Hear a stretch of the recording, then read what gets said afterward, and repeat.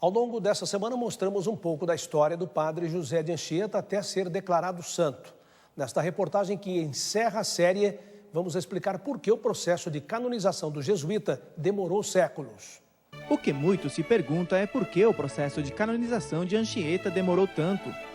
Falecido em 1597, 20 anos depois ele já era declarado servo de Deus. O processo foi interrompido quando, em 1759, o governador Marquês de Pombal expulsou os jesuítas de Portugal e do Brasil, destruindo quase toda a documentação dos religiosos. Em 1773, o Papa Clemente XIV fechou todas as casas da congregação, que só foi restabelecida pelo Papa Pio VII em 1814. Somente em 1980, o Anchieta foi beatificado por João Paulo II. O processo de canonização de Anchieta é um dos mais longos da história da Igreja Católica.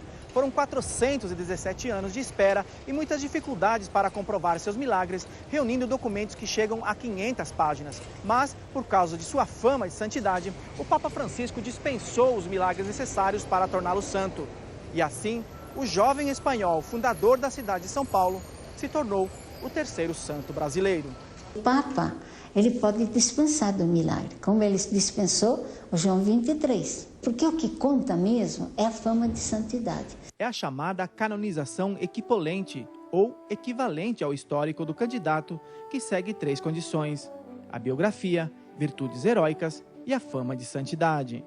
Quando toda a comunidade pensa de uma determinada maneira, então são princípios assim, toda essa piedade que há já em torno de Anchieta dá suporte para que o Papa canonize o jesuíta com a dispensa do processo ordinário. Tradicionalmente, é preciso um milagre para a beatificação e outro para a canonização. A graça segue 4 requisitos: tem que ser instantânea, perfeita, duradoura e inexplicável para a ciência. No processo de Anchieta, foram catalogadas mais de 5.000 graças e há pelo menos 35 paróquias dedicadas ao santo e 1.150 divulgadores da causa.